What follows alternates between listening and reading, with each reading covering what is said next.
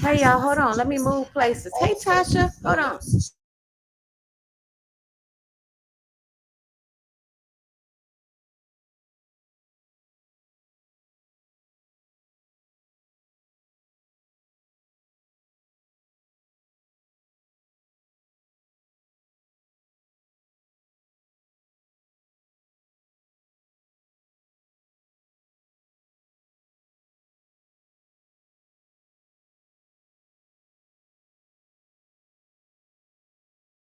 Okay, y'all. Hold on a minute. 1 second. Plug myself up right here. You testified earlier that you left the Intercontinental in an Uber to go to your apartment. Oh, that's on the wrong side.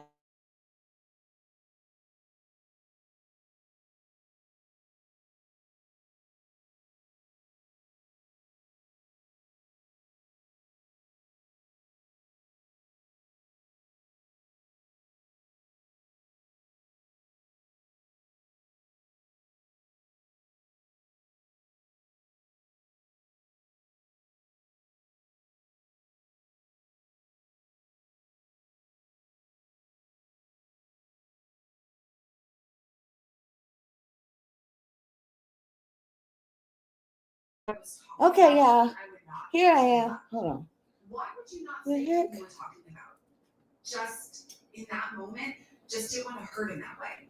All right. Just too much going on. Here we go. Hey, Kwani. Hey, Tasha. Hey, Tamika. Hey, Renee. Hey, Tammy. Who else in here? Howard, Janet. All right. Tasha, can you get on the stand with me today? The stand. I'm been too busy watching them doggone court cases. I'm talking about, can you get on the stand with me? Can you get on the panel with me today? I ain't seen you or heard you in a long time. What, if anything, did you hear while this was happening? Just chaos outside the door, banging. Wait a minute. I gotta look. So you will know I'm on here. And where was his voice relevant to your apartment? Just in case you don't know. Outside the apartment. Was Sean able to get inside your apartment on March 5th, 2016 after the incident at the Intercontinental? He was not. Hey, boo. Hey, mama. Hey. I told you know my situation. I know. I was gonna call you too, and I'm like, I'm still gonna call you after the fact. Yeah, I'll tell you more when you call me. Yeah. But I won't be able to be up here so long because I'm delegating authority right now. But yeah, so I got my place today. Let me just tell you that. Congratulations. Yeah, so I got good. all the time, and all the time God is good. Okay. So now I just got to tell people where to put stuff. But I saw you came in live, so I said let me go support real quick. I told you even when I'm not in here, I still just turn it on and let it play so you can get your coins. Listen, so right quick, what do you think about this trial so far? Girl, I've been real busy today, so I don't know what has happened today. That's what we're gonna find out today. Yeah, as of yesterday, I just mouth on the floor. I didn't think it could get any worse than what the shit already was, and it's like, wow. Yeah. Hey, a lot of people saying Cassie wanted it or she deserved it. I don't know how I feel about all that. I just feel like she was young. Right. And I know what that feels like because I was 18 when I met my kid's dad, who's 10 years older than me. And it took me, I was 40 before I left that toxic shit alone. See? So I understand how when somebody is older than you and get you when you young like that, fresh out of your parents' house, how they can manipulate you and mold you and it changes your mind and it changes the whole way you operate and think and everything. That's so right. I tend to empathize with her because you know how young she was when she met him. Right. A lot of people don't feel that way, but I've been through it. He didn't make me do all that shit, but I definitely stayed with somebody that I shouldn't have been staying with for it took me almost 30 years to shake it. So have I. You know, once upon a time when I was in my addiction, I did have a relationship kind of sort of like that. And the guy, may he rest in peace, he showered me down with jewelry and anything that I wanted at the time. but he wasn't. He was just a little bit older. Let me see. I say he was about maybe 6 or 7 years older than me. That's enough. And we were in a relationship for a long time, and I took a slapping or two from him. Then it went from that, and him, when I left him, he came back and said, I'll never do it again. I'm sorry. Buy me more and more stuff, and suckered me back in. And then the next thing I know, maybe another year later, I was getting stomped in the Oh, stomach. yeah. I mean, stomped all over my body. You I know, never went through that part of it. It was more so him cheating and shit. And you know, when somebody cheating on you like that, it mhm. take your self-esteem through a ringer. A Yes, lot of people look at me and be like, "Oh, you beautiful," and I be like, I it don't be doesn't feeling matter. like that. I know I'm not an ugly bitch. I know that, Right, but right. I don't be feeling like, "Oh, you so bomb." How a lot of people view me, I don't. See, me Um, too. Me too. yeah, and but a lot of it probably has to do with that relationship I was in. Because, like I said, when you getting cheated on, you be feeling like you ain't enough. Like, what the fuck Yes, wrong with me? Shit. I went through But that with my kid's dad. It was the and same the way. girls he cheated on me with, when I saw him, I was like, "Wow, you cheated on, you downgraded my nigga because Right. what the fuck?" And I'm sitting up here thinking less of myself, and you done went up and got with a niglet, A skeezer. a skeezer. Uh, a thing. What the hell? So, and then the verbal abuse, you know, when they be Right. wanting to leave and go cheat and they got to figure out the way to get out the house. So they want to put that shit on you and make it seem like you did something wrong. Mhm. Yeah. So I've been through the trying to stay with them for the kid and Right. all this. Yeah. Hey, Trina. Yeah, that's Only yeah. good thing that came out of that was my daughter, rest in peace, and my two sons. Okay. Okay. Yeah. Yeah. But I feel for Cassie.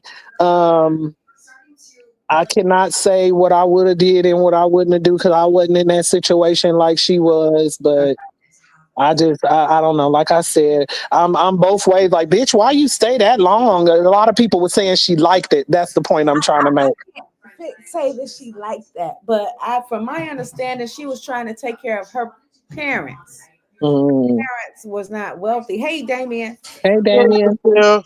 Hey, allegedly. Tasha. It's Hey, good to see you. Damien. Oh my God, I miss you so much. I'm I like, miss where's you guys Tasha at? too. Yeah. So, I was like, from yeah, like I said, my understanding, her parents was not wealthy or whatever, so she was basically trying to get the coins, keep the coins to flowing, so that she could take care of her family. And Right. so I can kind of understand it. I know a lot of people may say that maybe she should have got a job, regular job or whatever, to support her family, but the bucks wouldn't have been as big.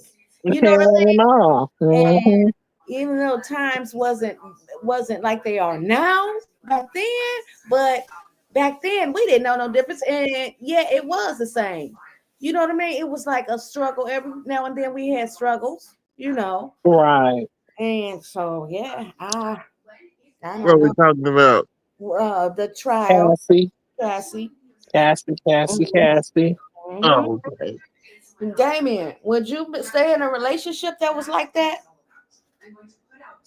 With Somebody abusing so, you like oh Cassie God, was. no. And they had money. You got to make this, and they had money. Because I asked I Carlos the don't same. give a damn if you got money or not. I'm not staying in no relationship getting abused. Like, no, no, Even if it was a celebrity no, no. and you was fanned out by that celebrity. I got no, no. Absolutely Cause not. then that's just me using you. So no, I would be no better than you. You know what I'm Mhm, saying? mhm. But you Yeah. know, beating on me and stuff. So no, Mhm. Mama, I'm good. Tisa is out there, right? Is she? Yeah, I had sent you one of hers to kind of alert you that if you want the best accurate scoop, click on her shit because she's in there and she says she's sitting right next to P. Diddy's attorneys and shit, so she can get every piece of gossip she can. And when something juicy happens, she runs out the courtroom and come tell us. Oh, yeah. Okay, I got it. Is that Yeah. That's funny. Oh my god. trial? Did he try to ban Cassie's husband from court? Yeah, I sent that. That was Monday, I believe. Okay, wait a minute. Hold on. Let me see. That's the only one I see about that. I only sent you one. I only sent you one just so you would know that she's out there. Okay, got you. So from now on, if you want an update, that girl is out there all day long. You can click on her page and see what she's put I up. used to follow her all the time. Yeah, I like her. She just be taking too long to get to the fucking point though. That's the Tifa be only talking. thing about her. That's the only Yes. thing about her. I'll be like, damn, just spit it out. Shit. Oh, By the time you get done, the whole trial gonna be over. Shit. okay. Oh, Tisa. There she go. Okay, let's see here. Now, Michelle, what would you was saying go over the Carlos StreamYard. I don't know Carlos Yeah, we stuff. was over there briefly. Carlos wasn't feeling it, so we got came. Well, look, I love y'all. I gotta get downstairs and tell the Mexican homies where to put this shit at. Okay. I'm gonna leave you playing though, but I'm gonna go down there and help them figure some shit out. All right, love y'all. Love you too, All right. Tati. Bye. All right, bye. Okay, let me see. Day 2. So Tisa, she said, is there. So let's see. 6 days ago, 8 hours ago. Oh, 8 hours ago. Let's see what she got to say here. Let's see. Let me share it to myself. Or escort? What'd you say? Do you think? Wait a minute. Hey, So Evil, what's up? Let me drop the link. So Evo in the house. So Evil in the house. house. Yep. Okay. Hold on. So you're looking for somebody to be receptionist at Pressure Circle. Oh, okay, Janet. Hold on 1 second. Hold on. Do you think that maybe was an industry chick? Huh? What you mean, Critical? Do you think she was an industry chick or escort? Huh? Do you think she maybe was an industry chick or escort? Who? Cassie?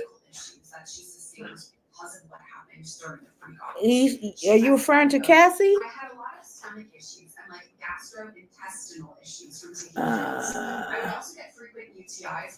What's up, Go Eagle? Hey. I ain't heard What's from you all up? day, ma'am. I've been in these streets. Oh, yeah, it's hot outside. That's right. I've been out in these streets. Oh, Lord. How you doing today? Hey, Damien. Hey. I've been doing good. I done had on them little shorts today, had them cheeks out. Oh Lord. Out. Out here being bad. Had them Right. I swinging. know it wasn't a bunch. Wait, let me start over. I'm talking too fast. I know it wasn't around a bunch of young YNs. You already know. I stay around them YNs. She terrible. Oh, The YNs love Auntie. Oh. Oh, man. That's the first thing they say is, "What up, Auntie? What you got going on today? I see you strapped over there." No, Auntie, stay blessed. Okay. I know that's right. Hold on, let me share this. So Tisa Tales is out there in New York Hey, Tamika. for the trial. Here to go. Tisha T. Yeah, we gonna hear what she got to say. I want your input a little later. Okay. I was picking out patio furniture. Oh, okay. Ooh, I don't know whether to go cream Jamie. gray For real.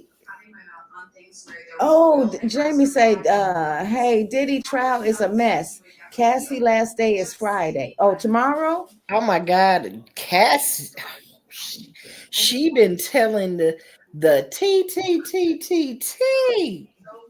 Mm-hmm. Okay, and let me tell you, I'm Okay, Janet. you know there's two ways to look at Cassie's shit. Okay, she was a young girl Right.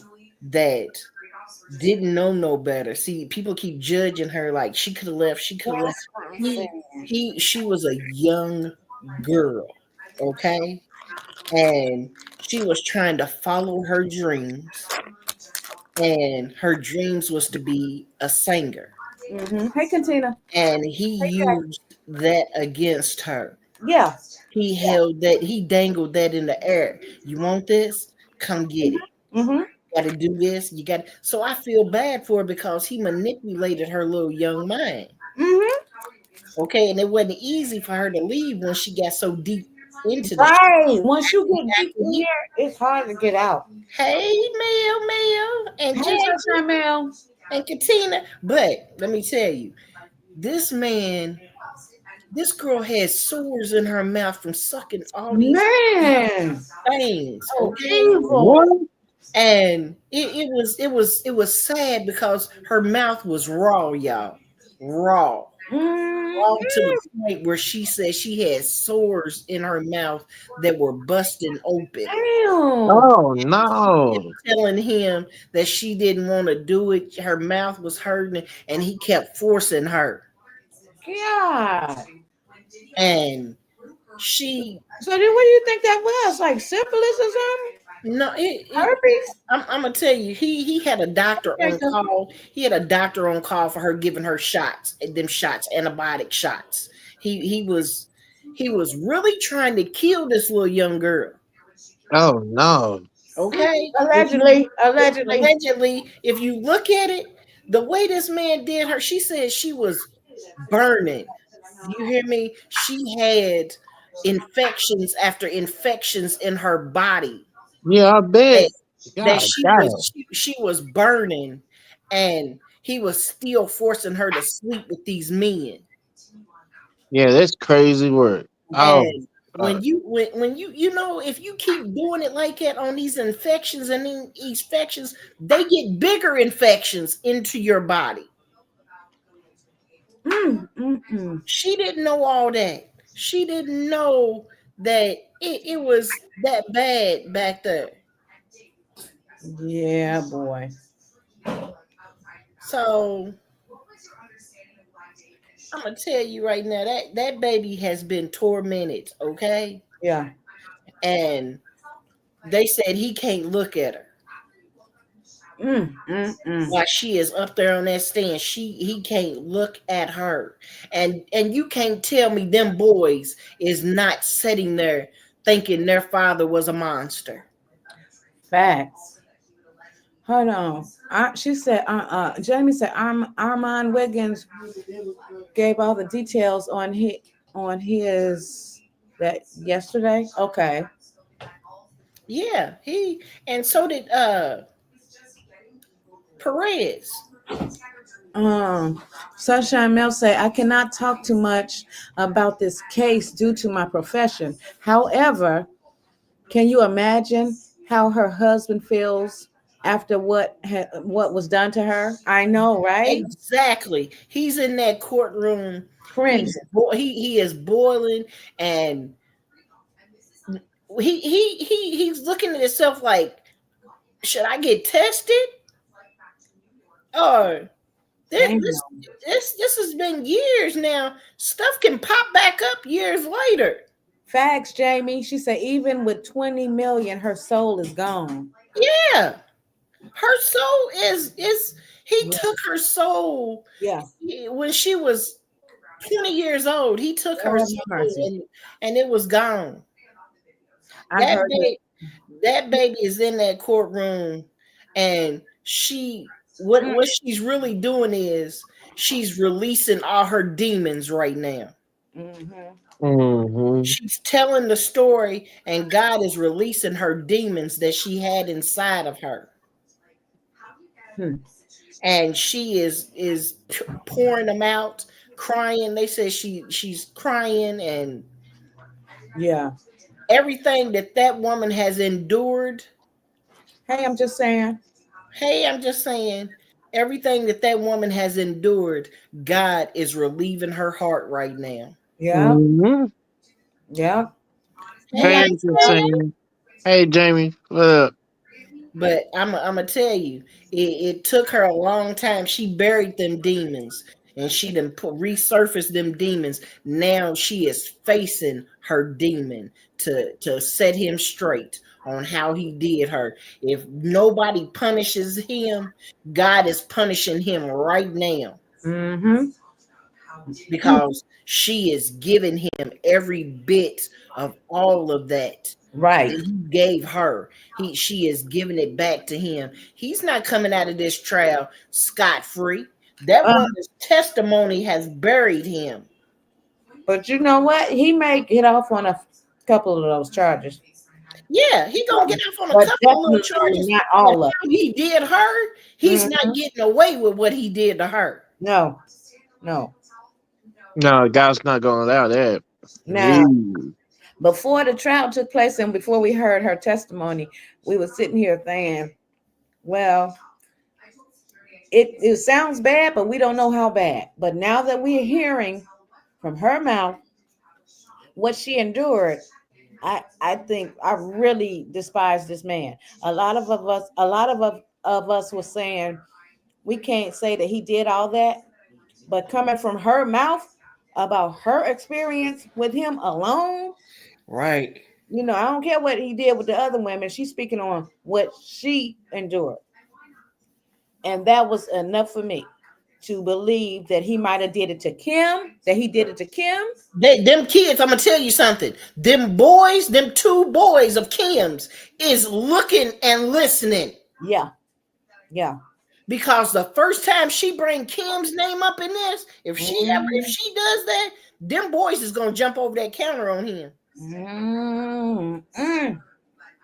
How old her sons? They Shit, grown wow. men.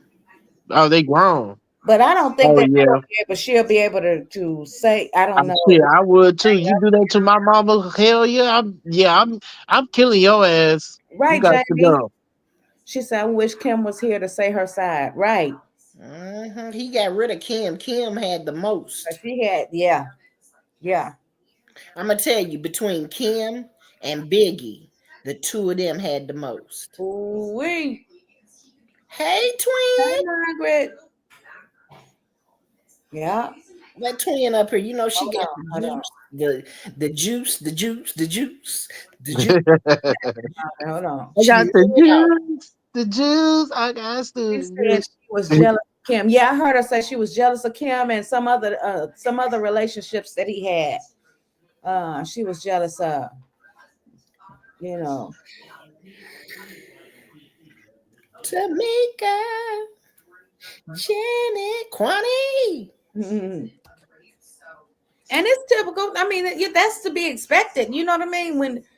When you in a relationship or liking someone and you see them with another female or another male, and yeah, you will get jealous. You know what I mean? Some of us may not admit it, but Kim, Hey, y'all. Kim and Gina. Hey, Margaret. Twin, I didn't get no picture today. You didn't find what I was looking for? Yeah, I didn't go to the store. Oh. Okay. I didn't go nowhere. I went out to this at Forest Park. They had this Frankie Beverly and Mays tribute going on. So I went and sat out there until it started raining about an hour ago. Hey, I'm gonna get you Dun, dun, dun. this right here on the bottom of my lighter. You made a mistake. Yeah. So, Margaret, what did you hear? You been up on what's been going on today on the trial? Yes, ma'am, I have. No, let's hear it. Let's hear it. My thing, nah, because Twin was right. Twin was right on the money. When them boys, and before the end of her testimony, Yeah. she is gonna bring Kim up. I was gonna ask, And can that's gonna she do change that? the whole perspective of them boys' outlook on their daddy. But can If she they do don't that? want to choke the hell out of him. Yeah, she can. They Oh, ain't suppressed nothing about Kim. so Baby, she's anybody can seen say, it. anybody can say what they seen. Anybody can say what they seen. Oh, Ain't no Kim evidence hey suppressed at Cameron. all. Kim, my Oh, Kim. okay, okay. See, I didn't know that. I was wondering about that. And see, but the thing about that is that he might not have did her like he did Kim, because if y'all think about it, Kim was his partner from the get go. Kim was And who? she was just Kim. Kim wasn't no joke. Y'all better not sleep on her. Hmm. Well, Al B. Sure said that Kim, some things that Kim told him. Yeah. Of course he a womanizer. Diddy is a womanizer. So And of course he did he's her stressed in. too, right? But what Huh? I'm saying is that he ain't do her worse than he did Cassie. No. Right. That not that we know of. We don't know. That, We'll never know. We will never know.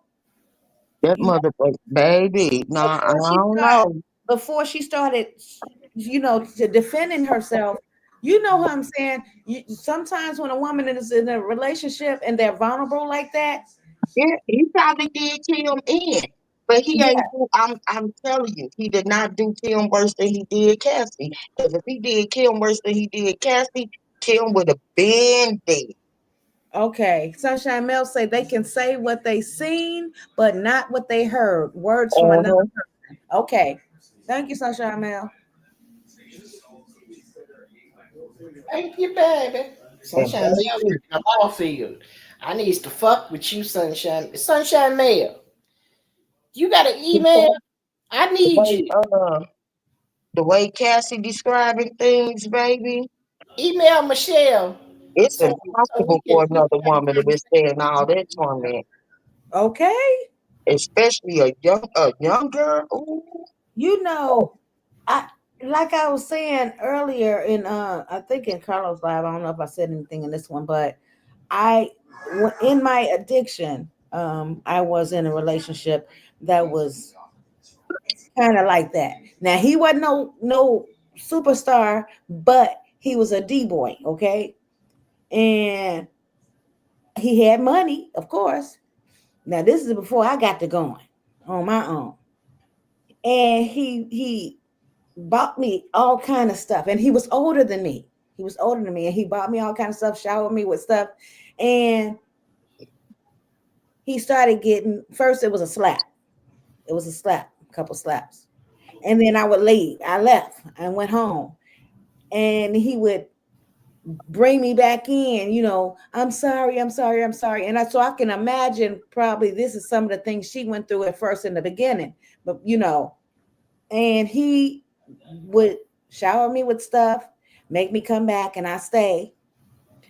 And it started getting back good. Everything was good. And he started wanting me to do things which I said I would not do. And I did not do it. Okay, hold on. Carlos got the TV up. He's trying to turn it down. So after about a year or two later, the slaps became stomps. Damn. So when I seen that video of her, it triggered me to thinking back what I endured. You know what I mean? And I could not get away from this guy. For the longest, when I tried, he would stalk me. He would be outside my apartment, peeking through the window and stuff like that. He would know everything I did. He went as far as to dig in my trash and found my garbage in the dumpster and found my garbage and asked me why I got this in the trash and why I got that. I'm like, damn, how did you know my trash had all these other people? You know what I'm saying? And it was I deep. had one like that, and he was a sheriff's deputy, but he learned real quick and fast and in a hurry that I don't play around like that. And Wow. I'm always the one that I got a lot of brothers, but Mhm, I've all and I told y'all I've been on my own since I was 14, mhm, but I never was the one to involve my brothers in my situation. Mm-hmm. That's But how I was. I my was away from brothers, my family. Yeah. my brothers taught me a lot. Mm-hmm. Mm-hmm. And once he put his hands on me one day to the point where he was straight manhandling me. And I told y'all, I let y'all know from the get go, you put your hands on me, I'm gonna put my hands back on you. Right. And these hands is dangerous. I'm telling y'all. Mm-hmm. On my dead granddaughter's soul, my hands is dangerous. Mm-hmm. Therefore, he put his hands on me and we was fighting, like fist up, head up. I Mm-hmm. smacked his ass with a pot. Bam. Got him up off me, knocked that motherfucker unconscious. Left Wow. the house, never came back.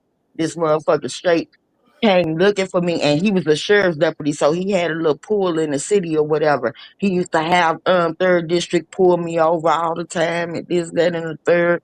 The motherfucker used to stalk the shit out of me. I was in St. Louis County for 6 months waiting on the feds to come and get me. He'll Mm-hmm. come up there and get in my books, get on my and see who put shit on my books, Yeah, dog. all types of shit. Woo. But he tried that whole wanting to cheat and bring women into, the situation and all Yeah. that. I ain't one for that. I never was attracted to no woman and to no nigga get me there. Right. Right. But I mean, all types of shit. And he was 14. He was 15 years older than me. I was 16. He was fucking 30. Uh-huh. Girl, I'm telling you, Jail time. it's all types of it was all men did that a lot. It was too common. That's how I got so engulfed into the domestic violence shelters and all the rest of that type of Right. stuff. Right. Because my thing is some of these men you gotta fight their motherfucking asses back and put it Yes. and let them know that you got I ain't I'm, going. I'm not I'm having not it. going. Right. Right. Because best believe That's me, it. the stuff that I endured, trust me, I fought back. I fought back. But at the same time, I was away from family, and I was not living in the state where all my family was, right? So I'm somewhere by myself. Um, and I thought that I had to accept some stuff, right? And that's they first tool of artists to isolate you. Yes, there you go, Margaret. There you go. Hmm. They want to get you, especially when you're young. They want to pull you Yeah. off to yourself and don't nobody want you, don't nobody love you, you don't got no Yeah. family, you don't got no this. And that's the first root, that's the first thing that they do. Mm-hmm. And after that, when that red flag, and that's another thing, women got to learn these red flags and learn how to not avoid them because we look at them. So you got some women that'll see red flags and go right through them motherfuckers like they never seen them before. Right. I Right. don't play that shit. But you see, I think he had got me through the drugs. You know what I mean? Hmm. That was a big part. That's And why believe it or not, the buying you shit is an addiction too. yeah, Accepting gifts is an addiction. yep, Margaret, yep. Things that he could buy me that I couldn't buy myself. Yes, Hmm. yes. And I ain't gonna lie, I was naive. I really was. So, Then Cameron you get some of these women that ain't, that don't have the middle class or rich lifestyle or however you want to put it life, and then you get a motherfucker out there that's gonna go buy you this, gonna buy you the rings, gonna buy you the necklaces, gonna buy you the cars and mm-hmm. dress you up real fine and shit. And Yes, then if you get too fine, they gonna beat your ass because you're too fine right. and you're drawing too much Margaret, you attention. nailed it. You nailed it on the head, Margaret. That's exactly what I went through. Hey, Jacqueline. Yeah. Yeah, yeah, it's sad now that when I sit back and think on it, like damn. That's why when I hear her story, even though I didn't go through all that graphicness that she went through, because Lord knows I would have had to kill myself first. Yeah, Diddy would have been You a know what I mean? dead motherfucker. If I was Cassie, Diddy would have been a dead motherfucker. Oh my God. Diddy's mama would have been burying Diddy right alongside his dead ass daddy. Mm-mm. They was both going down in the same hole because I wasn't buying no new one. Woo. The way that she said that he did her. Now, see, before I'm like, ah, well, she put up with the shit that long because she wanted to. But baby, when she got to telling and telling it and telling, Man, okay, Diddy, you a dead bitch. You look, man. that 30 million ain't gonna save your life for me, baby. I'm coming to get you. I don't blame her if she bury his ass, bury him. I'm wondering if she holding back because I feel like she holding back a little bit. Cause she gotta save pride for them girls that she got. Yeah, You yeah, know, she got little girls that she gotta right. watch out, that she gotta, hold Yeah. some stuff in. Mm-hmm. Mm-hmm. But Um, baby, ain't no way on God's green earth that I would have allowed if, if she allowed too much. Margaret, Too I'm much. also wondering is she holding back on some of the threats that Hmm. you know what I mean? Because You know it was some threats, you I know it was. know that he threatened her. I could just feel it in my bones that he threatened her way worse than she's letting us know. Hmm. Telling the court. He was gonna have to prove that, baby, because if he dead, who he gonna pay? How he gonna pay them? How, how y'all That's gonna what I'm get y'all saying. money? She's sparing him. She's sparing him a little. Yep. Yep. Because I know with the stuff that she's letting out now, it's way more that she holding back. Or maybe she can Mhm. block out of her mind. And that's why come she ain't saying what all she really saw go on with her and Kim, because her and Kim was they intertwined a lot Even together. so that's why she said she was jealous of her. I You think think? so. Yeah, I believe so. I think she trying to save Grace for the kids. Uh-huh. Uh-huh. I think she protecting them kids' feelings, Yeah. Ooh. especially them girls. Right. Right. Yeah, boy. Mm. God. I had Tisa Tales is there and Tasha had sent me a video. Let me see. Let's see what Tisa is saying. Let's see here.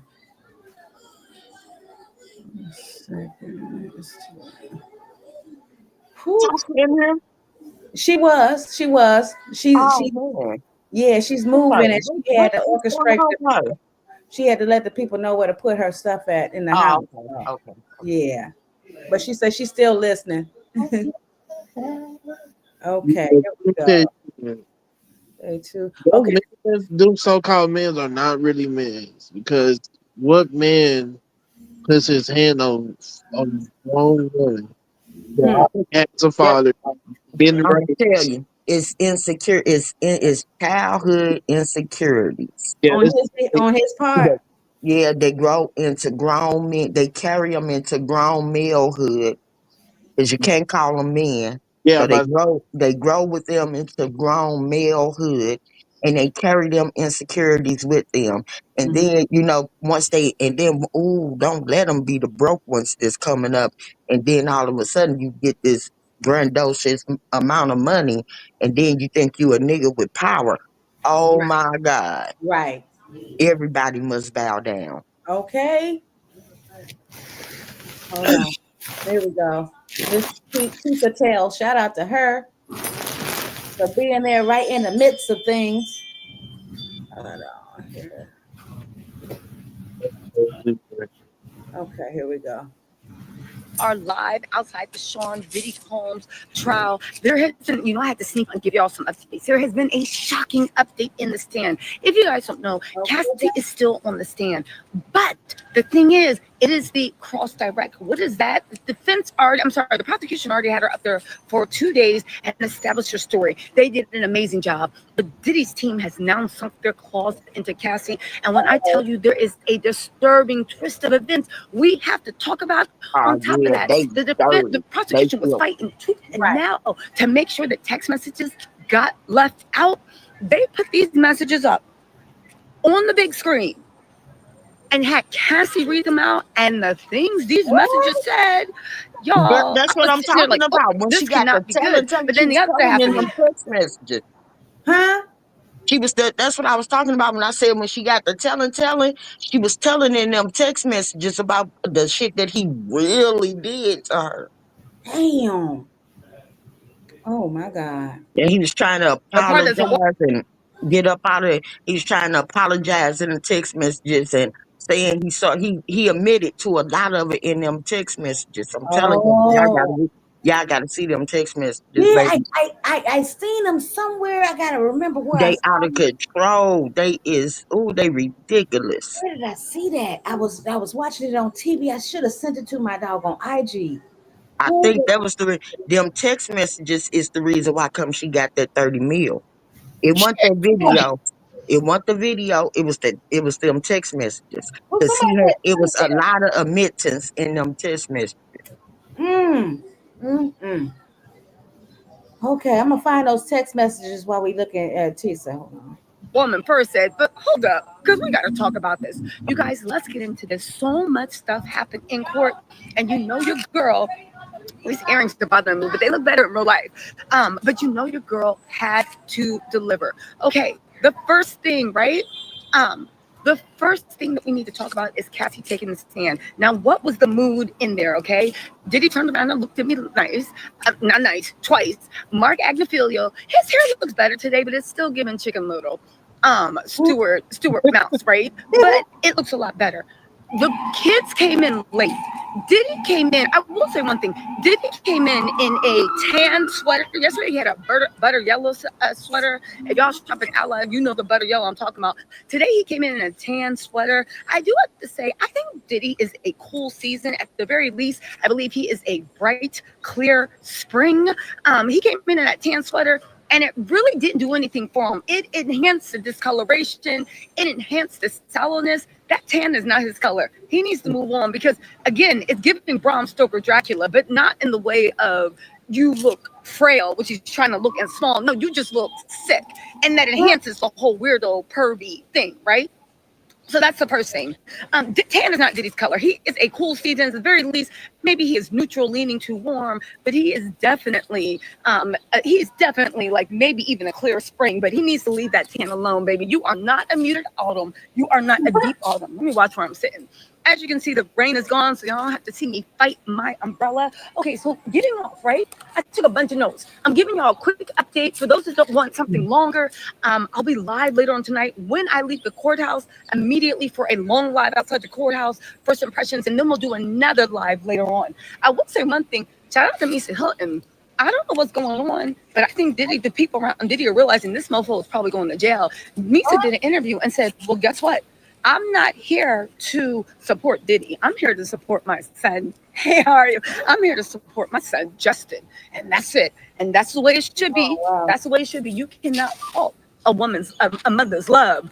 All we got to do is fault somebody standing by a monster, you know? Okay, so again, let's get into this, right?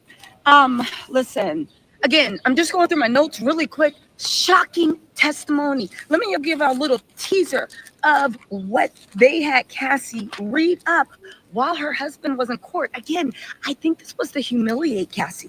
I really do, because I don't think that it really showed, but it didn't. Cassie said, I'm thinking about, can I say this without getting demonetized? Let me try to walk around this. She said, I'm thinking about licking those D's from the balls to the TI and feeling it touch the back of my throat. This is what she was telling Diddy when she was emailing him about fantasizing about the freak off. All right. I have more texts. They are crazy, but then I'm also giving you the positions, I'm right? talking Don't shadow ban me on YouTube. Said, hey, Tisa, thanks for the coverage. You go, girl. You welcome. What'd you say, Margaret? I'm talking 2, 3 at a time. Ding-a-dings. Yes. Oh, she must have been blowed out her mind texting that. Jesus. Or do you think that maybe she was just saying stuff to make him like, yeah, I want her. I need her. No, Ah,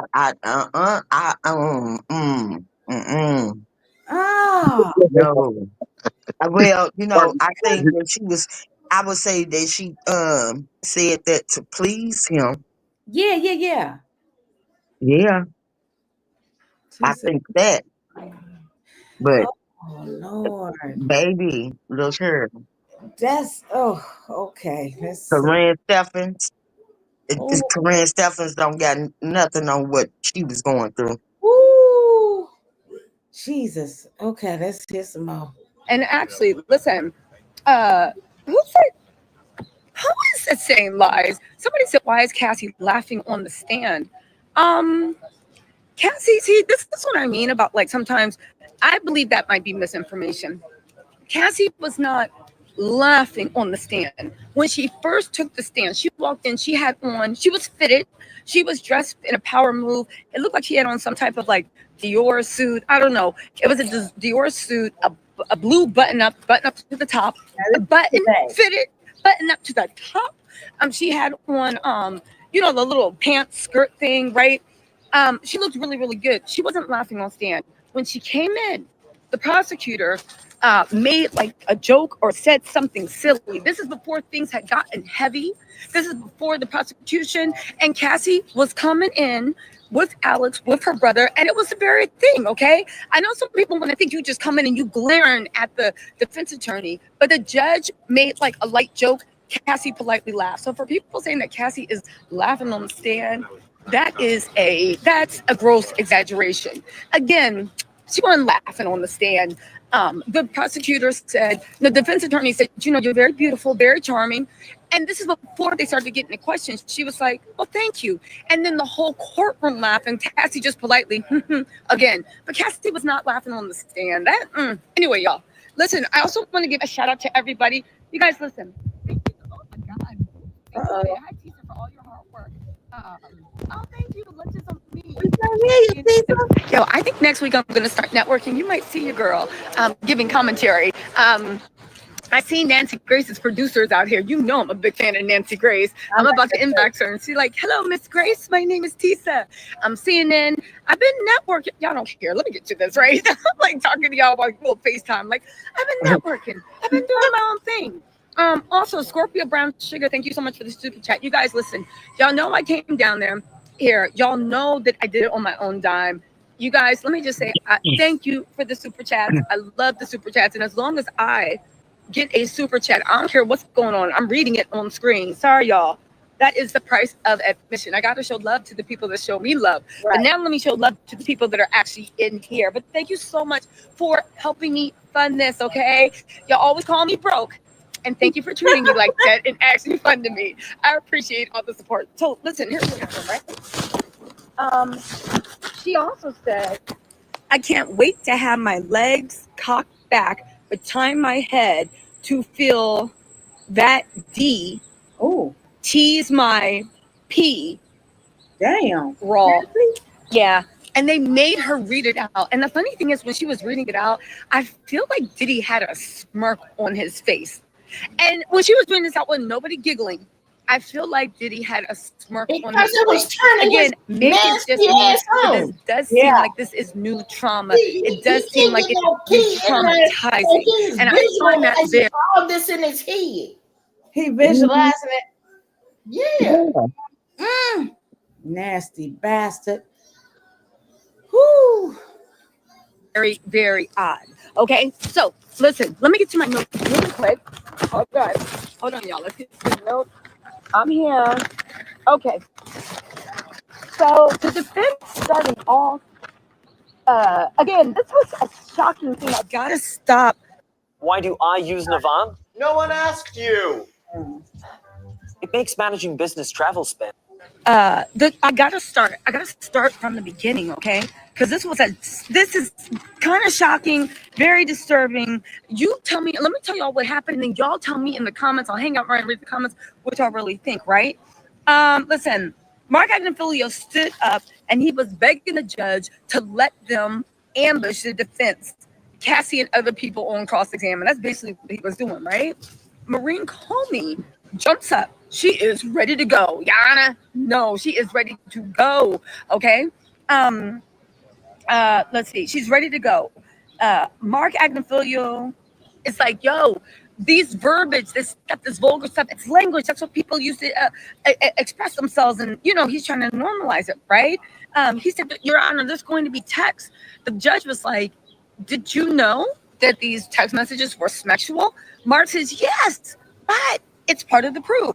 The judge asks, listen, I'm telling you to redact the really, really nasty stuff. Are you going to comply or not? Mark is like him and him, right? I will say one thing. But if Diddy's he team was redact them, bumbling then and he's fumbling. gonna have to One thing redact I the can whole say, text the messages because prosecution they filthy all the way through. Damn. I wonder what they're gonna do then. Oh, so this is just getting started. This is the Tisa today for Tisa. Oh, wait a minute. testimony, questioning of Cassie. What's so good yesterday, Diddy's team, and I don't care what y'all read anywhere else, Diddy's team, because I was in the courtroom, was fumbling and bumbling. You could tell that they were not prepared at all to cross-examine Cassie, and that the plan they were going to use to cross-examine Cassie, it fell apart. It fell apart thanks to the prosecution, okay? Yes, I was blushing it up. And you know how it is when you put blush on and the bathroom light is dim. I might have overdid it a little bit, but you know what? I prefer to think I look fresh-faced, like a little cherub. Nicola, thank you so much for the super chat. I appreciate that, Mama. Also, Miss B2B Real said, thank you for the best news. Be careful, please. I will. Okay, so, listen. So Mark Agnifilio is bumbling and fumbling. I will say one thing. Mark Agnifilio's wife was in the stands watching all of it. I think she's the real brains behind that law firm, right? She did not look impressed with Mark's the way he was handling it. And get this, a judge took a 10-minute recess and she ran up to where the well is. That separates where we sit from the actual courtroom. She ran up to the well and she was literally advising the whole defense team on what to do. Had her notes out, do this, do that. Mark was not alone. The rest of the defense team came. They were all listening to her like, okay. Literally, she is the brains out of this. And I would say Diddy should have hired her, but she is busy defending the cutie patootie we know as Luigi Mangione, right? Nancy, thank you so much for the super chat. I think she like a paralegal. Okay, gotcha. Of the good content. So she is busy representing cutie patootie Luigi Mangione. Okay, so let's see. So then Mark Agnifilio gets caught in one of his many moves. Thanks for all your hard work, Miss TC. You're welcome. So Mark Agnifilio gets caught in one of his Mark Agnifilio lies. Okay, Mark Agnifilio goes on to say that he talked to the defense because they're arguing over whether some evidence can be admitted. He said, I already talked to Mark Agnifilio, Yana. It was like, Yana, we talked to prosecution. Prosecution said there would be no problem. We told them. So the judge was like, wait, but did you tell them it was going to be explicit sexual messages in favor? And if you did, you told them they agreed to it? Because if the prosecution agreed to it, then we can just wrap this up now. So Mark Agnifilio was like, yes, Yana, I believe we did. I have to check, Yana, but I believe we agreed to it. And I was like, here go another Mark Agnifilio tall tales. You got to check everything that man says. So after that, Maureen Comey jumps up and she was like, she is a beast. She is going to be running Southern District in New York in a few years because she is so good. Also, I wanted to give a shout out to Victoria Anderson. Oh my God, thank you for becoming a member and for that generous super chat. And Trixie Box, thank you so much for the super chat. All right. And you guys, y'all better start thanking people that give me super chats too, because that's how I keep doing this. I'm just saying. So anyway, listen. So then Maureen Comey jumps up and she's like, Your Honor, I need to set the record straight on this, right? She says, we have 2 phone calls that were recorded. We have a bunch of emails that we have.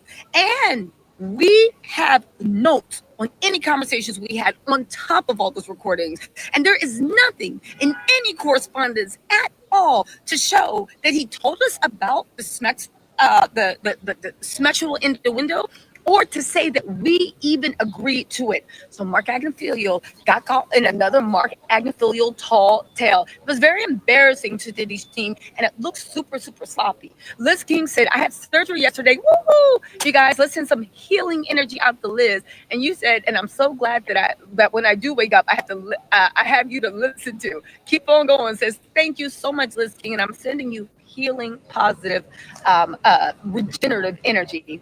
Santochia Ibaka said, you're doing an amazing job. Thank you. I hope I pronounced Santochia. Thank you so much. And Tawana Singleton said, thanks, T said, thank you, Tawana. Yasmin Jones said, be safe. Thanks for your hard work. Thank you, Yasmin. And Lakeisha Freeman said, Tisa, you better network, girl. We're going to see you on TV. I've been watching you since your avatar. This is the first super chat I've ever sent in my life. Yes. And we are all so proud of you. Oh, Lakeisha, thank you. I really appreciate that. So anyway, so the judge said, is this true? Mark, like, yeah, nah, I would have to check. So the judge was like, listen, we can kill off this because I already agree. I already ruled on this and said it was a no. And I said things would have to be redacted. I also said that why didn't you have things on the 27th? Because this is exactly what we wanted to avoid, right? Now, and again, around that time, I literally made notes. Here's my notes. If you can see, Maureen Comey is whooping his ass. Diddy is pissed. He is pissed. He is looking, and I know why he's pissed, right? You did not spend $10 million for these messy, half-ass mistakes when your whole life is on the line. Literally, the judge says, I've already made my ruling. He said there's no basis to admit these crazy messages that you want. There is no issue here. Actual examination is not impaired, so you don't even need to have all that nasty stuff in there. And he said the prohibitive value is zero. Prohibitive value is like, you want to balance fairness, right? Like, if I put this in this, will they give the defense a fair shake, or will give the prosecution a fair shake? You always want to, since the prosecution has the responsibility to prove, you always want to make sure you give the defense more leeway. You know what I'm saying? That's prohibitive value. Liz Shields says, you're doing a fabulous job. Thank you, Liz. And Essence Tender One said, you're doing a great job. Love your commentary. Thank you.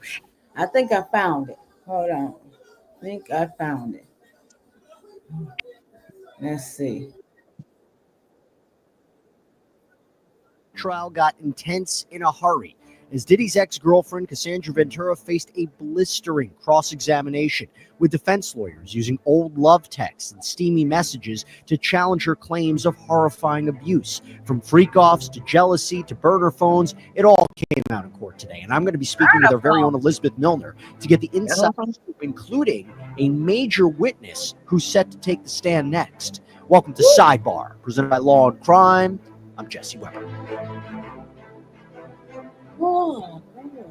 The fourth day of testimony in Sean Diddy Combs' sex trafficking and racketeering trial turned explosive as his former girlfriend, Cassandra Ventura, faced quite aggressive cross-examination about her tumultuous 11-year relationship with Combs. The defense pushed back. But I thought they said they wasn't going to be too hard on her. That's crazy. Yeah, but you know what though? It might not be. So we might be taking it hard because this the first time that we hearing the in-depth shit. Yeah. But it probably ain't that hard on her no more because now she finally get to release some shit and get to talk about some shit. Okay. So it probably ain't, like a lot of people would think it is. Okay. Allegations that she was coerced and abused by the fallen mogul, showing jurors old text messages and emails where the two appeared to exchange loving words, even some pretty explicit plans for their so-called freak-offs, raises the question of consent or not. So to give us that up-close and personal account of every single gripping moment that happened inside that courtroom, we're going to bring back on Law and Crimes reporter Elizabeth Milner, who is in that courtroom once again. Elizabeth, thank you so much for coming on. So set the scene for us. What was the atmosphere in that courtroom like today? Was it tense when we're talking about cross-examination? Did it feel different than direct examination? How many times have you given up on yourself and on your weight loss journey because it felt daunting? Yeah, for the most part, this was a day that a lot of us were anticipating. A lot of us were wondering, what is the defense going to have when it comes to this cross-examination? The last couple of days while Cassie's been under direct examination, to me at least, just kind of watching her tone, watching how she answers these questions, she really kind of seemed very compelling. She felt like a compelling witness. So obviously the defense's job is going to be to poke holes in this. Did you want to participate in these freak-offs? Did you have a a way of helping set these up? Did you initiate wanting these freak offs in some instances when Diddy was sick, or other instances as well too? And so today was definitely a very highly anticipated day. As far as the tone just in the courtroom, I think a lot of people were just kind of wanting to know what was going to happen next. So as far as just who was inside that courtroom today, it looked a little different than it has, on day one and even a little bit into day two. In that, we had Karen Agnifilo inside that courtroom today. She is obviously married to Mark Agnifilo. You had Diddy's mother, Janice Combs, in the courtroom. His sons, Christian Combs, Quincy Brown, Justin Combs, all came into the courtroom today. Notably, the daughters, again, not inside that courtroom today. Chance's mother, who's been inside that courtroom, also wasn't there today. Neither was Justin's mother inside that courtroom. So it was a little different than we've seen, on prior days, especially for opening statements, as well as even into day two. As far as those who were there to support Cassie, it was still the same as it has been the other couple of days she's been testifying. Her husband, Alex Fine, was inside that courtroom. Cassie's brother was inside that courtroom, as well as Cassie's mother and her attorney, Doug Wigder. As far as even when Cassie came into the courtroom today, you would think that maybe she would appear nervous or just a little shaken, depending on, what to expect really from what the cross-examination would look like. But she appeared very cool, calm, and collected, just similar to how she has been on the stand these last couple of days. She just walked up to the witness stand. The judge reaffirmed that she is still under oath. And so she just sat there. And even when Ana Maria Estevao was asking her question, she, for the most part, appeared cool, calm, and collective. Her tone was still the same, even during, as far as comparing it to her direct testimony, where, she was very soft-spoken. There were times, she wasn't saying yes or anything like that. Instead, she was saying yep or mm-hmm. And she just appeared, again, very soft-spoken. She appeared that she didn't seem nervous, at least from what I could see of her. Of course, there were some moments where you could kind of feel that she was uncomfortable, especially when it came to these graphic text messages that were being displayed, but she didn't feel comfortable necessarily reading them out loud. And it makes a lot of sense, right? This was, it appeared that these were private messages between people who were dating, people who were together for a years-long period. But just keep in mind, even to now, she is married to somebody else. And, her husband was in that courtroom. And so I could tell that there was a little uncomfy moments when it came to especially some of those graphic or those graphic text messages that were being displayed in court today. But as far as... Can you imagine you in a whole new relationship and having to sit and tell the world what you were saying in text messages back in the day? They probably already discussed it. Yeah, I think they been to discuss that. Yeah. But they made her read them aloud in front of everybody. You know what I mean? Mm-hmm. That's the part I'm talking about. Yeah, the whole world. Yeah, that's pretty embarrassing. Like, damn. How I people wouldn't have gave a damn about reading them out loud. The simple fact that this nigga just gave me $30 million for free. For the simple fact that, he had an NDA in that $30 million when he first gave it to her. And now the NDA is voided because it's fed testimony. Oh. Like, now motherfuckers gonna get to hear my story anyway after you tried to challenge me. So there you go. Here's the story. Okay. As the tone goes, just overall, it appeared just kind of like another day in court. I'm assuming that, Cassie kind of knew what to expect as far as where the defense would go, what type of questions that they would ask her, knowing that they would try to poke holes into her credibility. But again, she appeared cool, calm, and collected while on the stand. No emotional moments or anything like that. No points where she appeared visibly agitated or angry. Just, for the most part, asking clarifying questions. Can you repeat that? Can you ask it a different way? Can you talk about what time frame this was? Oh, I don't remember these text messages. And so that was kind of most of the tone throughout most of the cross-examination today. Hey everybody, this is a law and crime legal alert. Did you know that children are being diagnosed with serious conditions like type 2 diabetes and non-alcoholic fatty liver disease?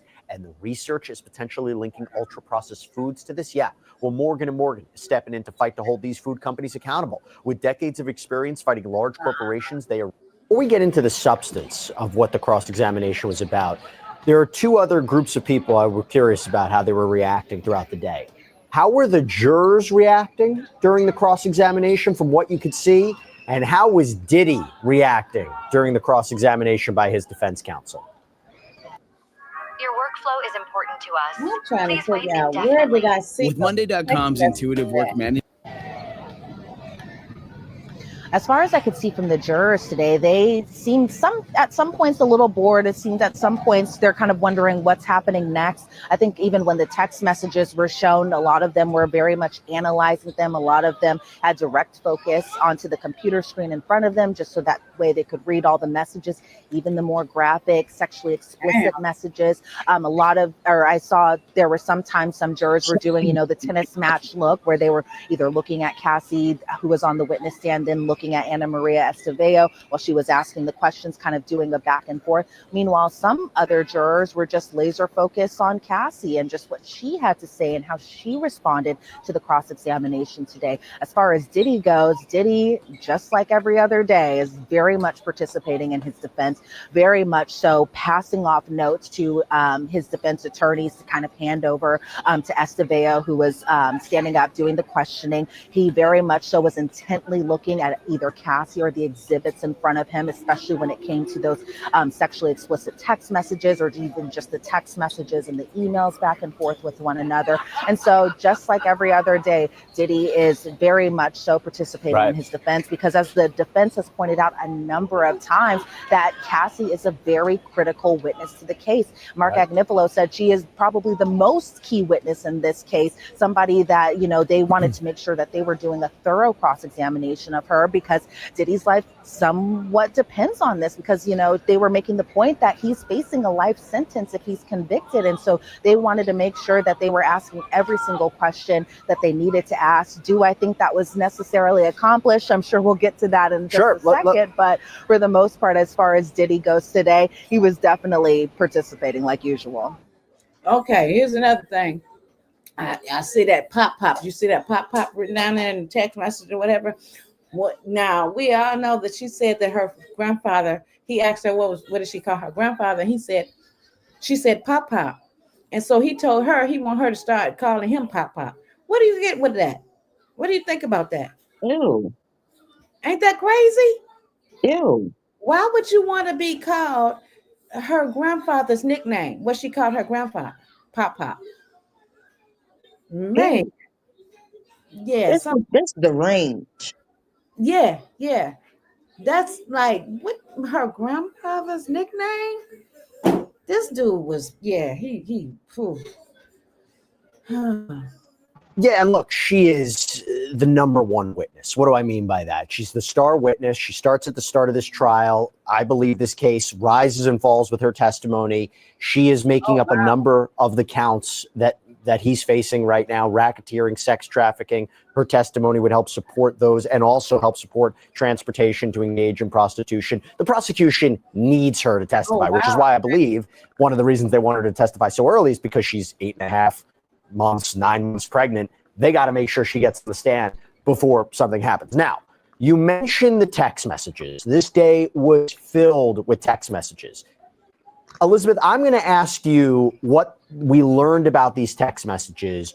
I'll leave it to you how graphic you want to get about them, depending upon what the value is. But what were the text messages? What were the value of the text messages? What was the defense doing with these text messages? And by the way, emails too. So communications between Combs and Ventura. Talk to us about that.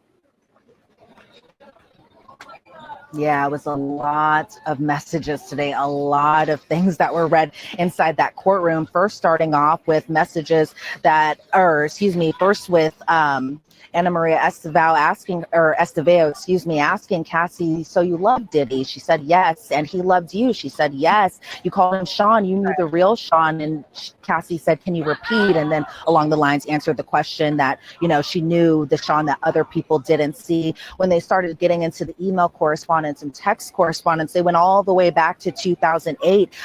One email that said, I'm a very lucky woman. And I'm going to kind of paraphrase this email because it was a lot going on.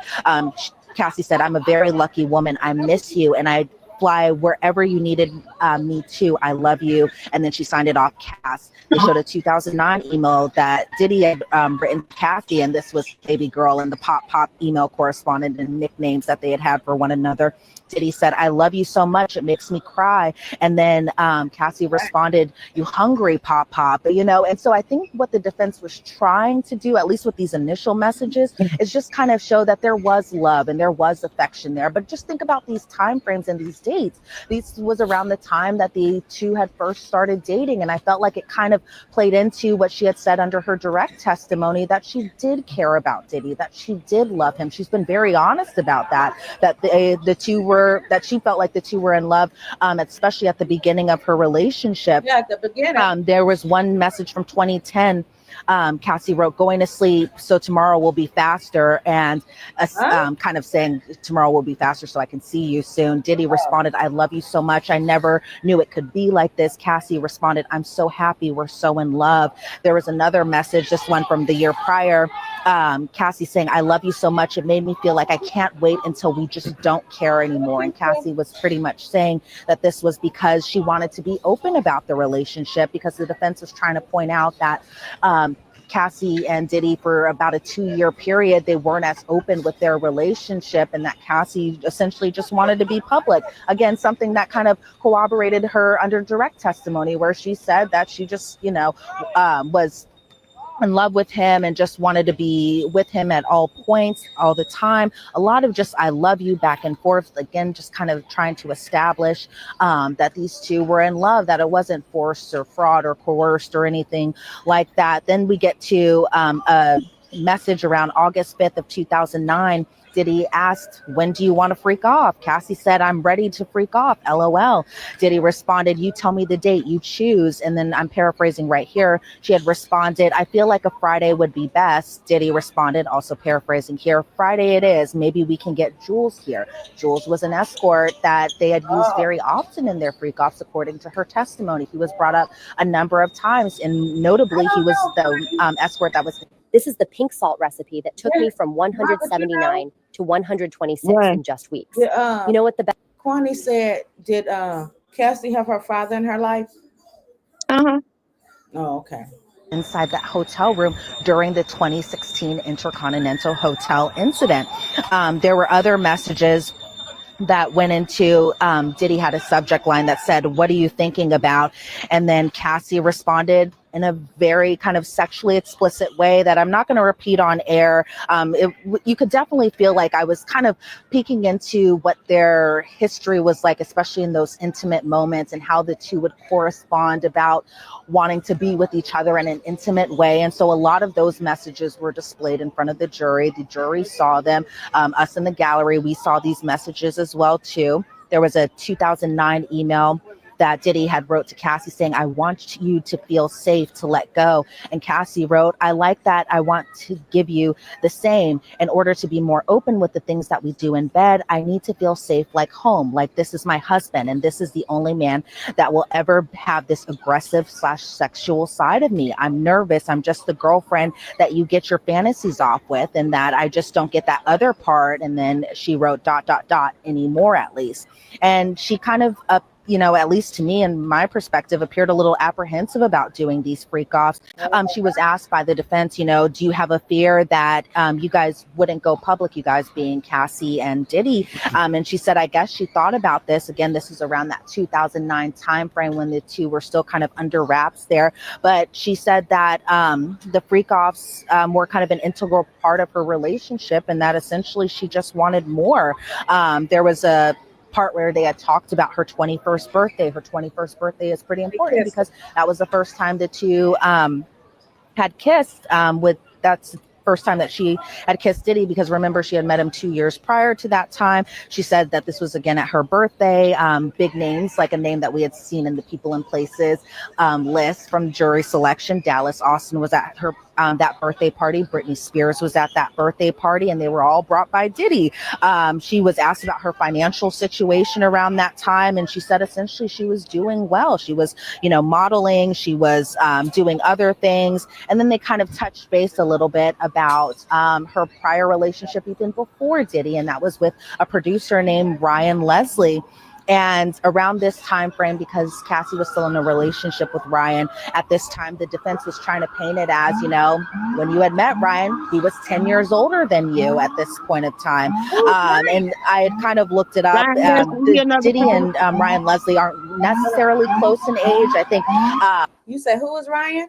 He another producer. Oh, okay. Okay. Ryan Leslie's still in his mid 40s, whereas Diddy's in his mid 50s. So there's a little bit there, but I could kind of see where the defense was trying to go and try to paint it as that you kind of get with older producers, with older men, and that could possibly kind of help you with your career. Then we saw an email from 2007 where Cassie had wrote, you know, we really had 1 week of each other just together, and I can say it's been the best and the worst. The defense asked her about her relationship with Diddy. Has it always been complicated? And she kind of affirmed that a little bit. She said she thought Diddy at first was actually more interested in her friend Carrie Morgan, somebody that's been brought up a number of times during the testimony. And so as far as a lot of these messages, part of it, when I was sitting inside the gallery today, I was kind of like, where is this going?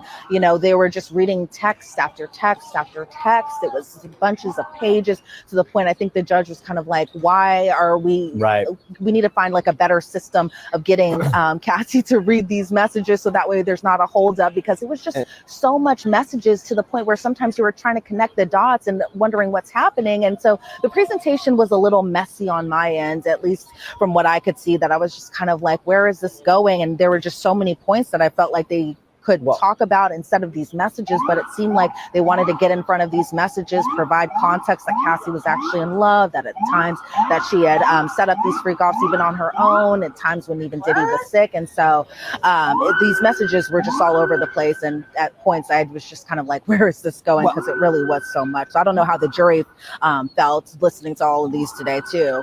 Well, I'll tell you, it seemed to me they were really trying to home in on the idea that she was a willing participant in the freak-offs, and that the jury, are you really going to believe that she was essentially held captive against her will, didn't want to do any of this for years because she was under threat or coercion of Sean Combs, and highlighting messages like, I'm always ready to freak off, LOL, or baby, I want to FO so bad. You know, that's going to help their narrative, and, you know, saying she was the one who tried to set these up, or I believe there was testimony she heated up the baby oil to be used in freak-offs. But there's a part of something that you said that I thought was really interesting, where it seems to me the defense was also trying to portray her as a... We're told by our physicians out there to feed ourselves wholesome foods, but they and stay away. Jealous but it's lover. gonna backfire, because the jury gonna realize that she was just you know, encouraging the freak outs, because she knew that was her way of getting to spend time with him and to make him feel like, you know, it was all about him. Because like she said, remember, she just said that he liked her friend. She thought he liked her friend Carrie Morgan more. Because Diddy would go off and be with other women, like Love Mama, like Chance Now Mama, and do other, you know. Yeah. And that was her way of pulling back the attention to her. Because he already manipulated her into thinking, you know, this is the ultimate, this is one of my ultimate fantasies. And basically made her feel like she would nobody else be doing. She was number one. She was number one. Yeah. And she was trying to stay number one. But that doesn't necessarily mean that she liked what she had to do, but she wanted to keep her spot. You don't gotta like doing what you gotta do. Period. No, it's facts. You know, you just do what you gotta do. And that's on any job. You know what I mean? Fact. You know, even though this is more graphic, you know what I mean, than a regular job, but boy, yeah. Right, and go to her motivations about why she would be going after Diddy now. Talk to us about what we learned today from the cross-examination about how they tried to portray her, maybe with other interests that she had, other relationships Diddy had. How did they try to portray her as somebody who was jealous and maybe had other motives for coming after, you know, accusing Diddy now? Well, they definitely brought up Kim Porter a couple of times today. Kim Porter is a big name because she is the mother of a few of Diddy's children, including the twins, including Christian. And so Cassie had said that she had learned that Diddy had actually left the freak off to go see Kim Porter. Again, by this time, she was still the mother of his children. She admitted to being a little bit jealous of Diddy's relationship with Kim. And she said especially this kind of happened during the holiday time, because Diddy always spent the holidays with Kim Porter, with his children, something that, surprisingly, Cassie kind of mentioned that Diddy and Cassie didn't spend much time together with his children. Instead, the children were always with Kim Porter. And this was something that she was a little bit jealous of, that she wanted to be around him and see she wanted to be around him, be around his family and get all parts of him. And so, she did admit that she was a little jealous. We learned about Gina today. Gina is another central figure a little bit. And I've done a couple segments about Gina because Gina had previously gone on a podcast and spoken. What you say, Margaret? Gina is another one that got kicked down the steps, got dragged through a carpet. He made her have not one, not two, but 3 abortions. What? Yeah. Dang. Is she a celebrity too or no? No. Okay. Oh boy. With a blogger talking about how her relationship with Diddy was, where she had alleged that Diddy was physically abusive with Gina. She had alleged that Diddy would refer to Cassie as the good one and Gina was the bad one. So for hearing from Cassie's perspective about the whole Gina situation, Gina was somebody that Gina was somebody that Diddy had seen while he was still with Cassie, somebody that was a focal point of from her perspective of the jealousy. And so Cassie had learned that Diddy was seeing Gina. Cassie learned about this because of social media.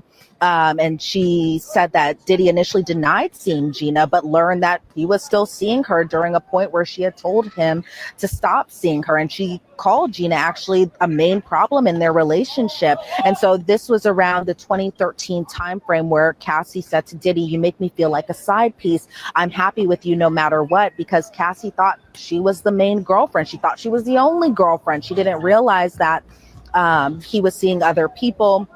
She said that not even surprisingly, she said that he had actually lost his temper when Diddy thought Cassie was cheating. But then when Cassie confronted Diddy about his cheating, it was like, deny, deny, deny. Another point of contention between their relationship was that, the two were on and off for an 11-year period. Cassie says that Diddy learned that she was seeing other people, and she said that it would get scary if he would find out these situations and then enter and segue into Kid Cudi. Surprisingly, they didn't talk about the car arson at all today through it, but it was essentially to kind of talk about how Diddy was just so hurt and just so devastated by the fact that Cassie was seeing Kid Cudi behind his back. The defense was trying to point out that Diddy was the one who actually introduced Cassie and Kid Cudi to one another because he was trying to get them in the studio together to pretty much kind of advance her career. And this was around the 2011 time frame. Diddy found out about Cassie and Kid Cudi, and she had said yesterday under direct examination that he had found out while they were in a freak off. Cassie says it was actually her idea to use a burner phone because she didn't want Diddy to find out, again alluding to the fact that she was a little terrified and scared of what he could do, how he would respond. And she said that she began her relationship with Kid Cudi at a point where she and Diddy were actually off. They were on a break, but she began a relationship with Kid Cudi because the two were just enjoying each other's company. She said that she did admit that she was still doing freak offs during this off period with Diddy, but then she would kind of go and hang out with Kid Cudi. Trying to save money on business travel? You should definitely use Navan. Navan's platform helps our companies save money. Meanwhile, so you mean to tell me when they were, she said they had an 11-year on and off again relationship. So you mean to tell me when she was not with Diddy, she was still participating in her own freak offs? Is that what they're trying to say? I'm guessing, but I don't know. But I know that she and her Cudi did have something going on. Oh. Huh? Okay. Yeah, boy. Okay. While all this is going You on, gotta think about it though. She was already addicted to them drugs. Right. Oh man. It is a lot to keep up with, D. and Diddy are still on a break. And she again said that it was scary if he had found out.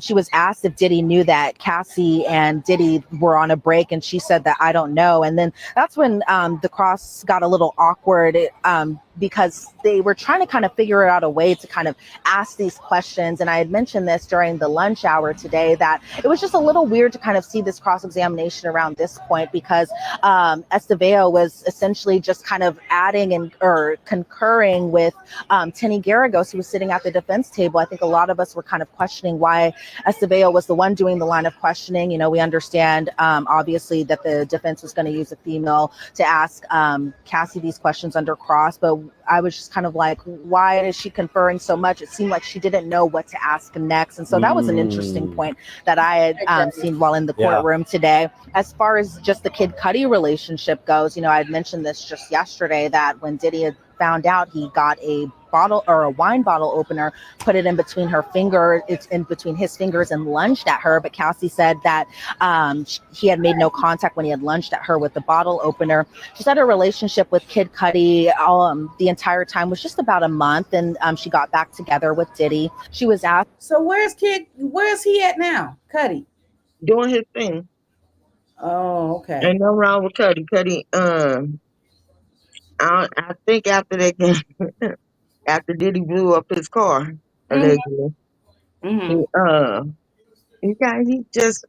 doing him. He's still producing. He's still acting. He's still doing him. You know. Okay. Was the relationship offensive to Diddy because of Kid Cudi's stature in the music industry? And Cassie was kind of like, well, yeah, because Diddy wasn't cheating with other celebrities. And Cassie responded, I don't really know. The Kid Cudi relationship hurt Diddy, according to the defense, because Diddy was the one who introduced them, put them in the studio together. And so the defense was saying that Diddy brought up Kid Cudi a lot after they got back together, and especially would become angry over the holidays, recalling the Kid Cudi relationship, because this was around the Christmas timeframe of 2011. Cassie had mentioned by New Year's, the two being Kid Cudi and Cassie were already broken up. Diddy accused Cassie of having another relationship with another man while shooting a movie, and that movie was Honey 3, and this was in South Africa. I bring back the people and places list that was talked about during jury selection. Why? Because this was when Michael B. Jordan was named, and Diddy was apparently a little annoyed by the relationship that Cassie and Michael B. Jordan were having together while they were shooting. Wait a minute. They had a relationship?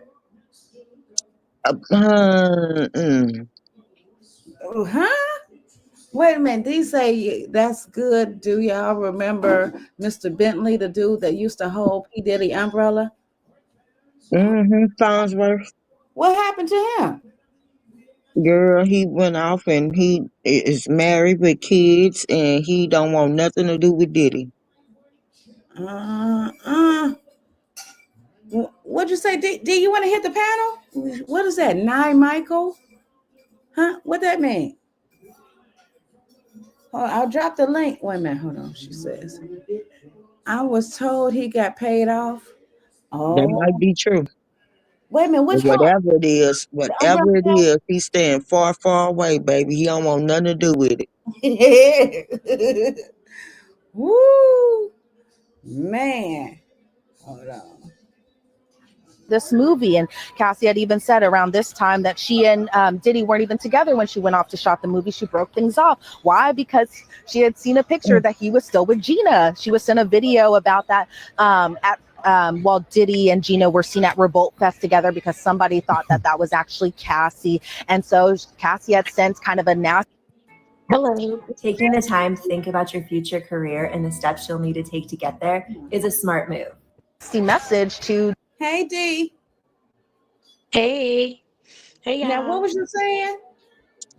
I was told that, well, not told, but I read that he got paid off, and signed the NDA because he knew a lot of stuff that was going on. I And can that's when believe he that. stopped coming off the scene. Because Cause he you was like notice, always with Diddy. you notice he off with his wife and his kids off in somewhere far, far away that don't nobody know about. Yeah, And and they also said, it was said that he was paid off to go far and not say a word. So he hmm must know something. yeah, of course he do, girl. Of course he Yeah. do. You know, Because he that was was like his Diddy. right hand man. He was a toy too. I was glad to say he was Diddy What? toy too. What? Yes, he Allegedly. was big back then with Diddy. Oh, yeah. Well, wait a minute. Margaret, do you Oh, think Gene is going man. to testify too? Are they going to call him? No, No. Okay. Boy. Okay, let's see. the only way I think Gene will have to testify, is if Cassie mentioned him, Okay. Okay. or if they put Was he Gina up around? there. Was he around when Cassie was with Diddy? Somewhat. Okay. Okay. I know he was around when Kim was with Oh, I Diddy. know the Kim part. Yeah. Oh boy. Okay, let's see. Diddy's entire staff that she thought were family, staff that she had thought had her back. But then when seeing these pictures, knowing that this was a point of contention in their relationship, she said she got upset about it because she thought the staff was her family and thought they were kind of in on this. And so those were a lot of the focus of just the other people who kind of played a role into just the tension that was displayed in the relationship between Cassie and Diddy. And yeah, they questioned, it seemed to me, a lot of her motivations. They brought up the November 2023 lawsuit to suggest you knew this was going to ruin his career, right? Now, there was a large section of the testimony regarding drug use. And I couldn't tell if it was to suggest that, hey, Combs isn't responsible for your drug use. You know, one of the things he's charged with, right, is alleged he used drugs to make victims more compliant, drug trafficking, one of the underlying crimes of racketeering. And I'm curious how they had that whole conversation regarding drugs. Was it just to suggest, you know, she had a drug issue herself that was her own problem? Or was it also to suggest, hey, he had a drug problem and that explains a lot of his behavior, which if I understood it correctly, is interesting because I'm not sure I quite understood where they were going with that. I have an idea of where they were going with that, maybe to explain away some of his actions that they originally said were indefensible. So talk to us about what we know about all the drug use. What was the conversation about that? What was she questioning about? Yeah, the drug use was also pretty prominent, especially during the afternoon portion. She was questioned, and I feel like the questioning along the lines, to your point, Jesse, was trying to paint her out to be kind of this drug-addicted person during the time frame. They were questioning her. Did she use drugs when she was with Diddy? Did she use drugs without Diddy? Did she use drugs when she was with her friends? Oh, do you not remember these questions or these answers because you were addicted to drugs around that time period? And so there was a point where Cassie had said that there was a time that Diddy didn't want Cassie to do drugs, even though she still was, or even though that Diddy still was. The defense says Diddy didn't want you hanging out with a certain friend. The friend's name was Bonna. Bonna is also a pretty important name into this story. I'd covered her when she had filed her civil claim against Diddy. Bonna was allegedly hung outside of a balcony by Diddy when he was going through a rage period, something that Cassie had talked about in her direct testimony yesterday. What'd you say, Margaret? Vanna was a stripper that was from St. Louis. Oh, he hung her over a balcony? Uh-huh. What the hell? Allegedly. Oh, Lord. And the defense was trying to say, well, you and Bonna, you guys did a lot of drugs together. And Cassie at this time was saying, you know, she was doing opioids. Meanwhile, Bonna, according to Cassie, provided these drugs like opioids. Meanwhile, Bonna did cocaine, according to Cassie. Cassie had said that Diddy was pretty explosive when he found out that Cassie was taking his drugs. And Diddy had actually contacted drug dealers not to give drugs to Cassie at this point. the defense was trying to paint it out that Diddy was just worried about her health and that she was taking a lot of drugs including ketamine, GHB, MDMA, ecstasy. They talked about the Cannes Film Festival trip where Diddy had squeezed Cassie's leg so hard that a bruise appeared on her whenever she was taking pictures on red carpets, and he had squeezed her leg so hard, according to Cassie, because she had taken drugs from him. And then there was an interesting point that was talked about in 2013, where the defense was saying that Diddy overdosed on drugs after a freak off. Diddy was hosting a party at a Playboy mansion. Cassie had to actually take him into the hospital, and that's when Cassie had learned that he had overdosed. There were a lot of points just throughout her testimony today where, again, the defense was trying to ask, do you remember when this happened? And she would respond, I don't necessarily recall. And then the defense would ask, is it because you were on drugs during this period? And she was very forthcoming. You know, I did have a problem. She did try to seek out help a couple of times, and then she just kind of went back to, again, that same kind of lifestyle. But to her point during her direct testimony, she was saying that she used these drugs to cope with just having to do these hundreds and hundreds of freak offs, some that would last for days at a time, some that could last for a long period of time. But I thought it was interesting, the whole drug conversation today, mainly because they even discussed withdrawing from drugs, especially because of the amount of drugs that both Cassie and both Diddy were taking, and even kind of What'd you say, So Evil? I know Farnsworth. Oh, you do? Yeah. Okay. Yeah, he got missing. I used to love seeing him on TV. He's still around here. Good. But I think Cassie was very vulnerable. She was. In a way. She was. You know, everybody. And Diddy just knew how to take advantage of her multiple times. You know, everybody. Think Farnsworth was paid off too. Because he's living a beautiful life. Wow. Well, that's good. That's good. It's like, man, it's like they're trying to make her look like the bad guy because of the drugs. You know what I mean? That's what I'm looking for. And I also saw where they had put the drugs in the baby oil. That's why they use it so much. Right. And that's crazy right there. I'm like, how do you get? I mean, I see why you get how, but good gracious, in the baby oil. Yeah, you put it on your skin and it goes into your blood system. Yeah. Oh wow. Ooh, wee. And it was multiple of them in his cabinet. Mad scientist. You know, he had him as a hell of a chemist. Jesus Christ. Insinuating that the reason that everything had happened at the 2016 or happened at the Intercontinental Hotel in 2016 was because just a few days earlier than that, Diddy was sick, and they were saying This is the pink salt recipe that took me from 179 to 126 in just weeks. You know what? The defense was trying to paint it as Diddy was sick because he was going through withdrawals, and that made him agitated, that made him irritated. Meanwhile, at the same point, they were trying to say Cassie was insinuating doing these freak offs, kind of making it seem like she was asking for what had happened to her, as far as just him being so aggressive and violent with her. Because again, we've all seen that surveillance video, but I definitely think the defense was trying to paint it as Diddy was going through withdrawals at this point, and that's why he became agitated and irritated, and that's why he had attacked her on that day, as something that, you know, had shocked everyone when we had seen that video. Still shocking seeing it inside that courtroom. They didn't show it today during the cross-examination, but they definitely were talking about the 2016 incident, especially towards the end of the day today.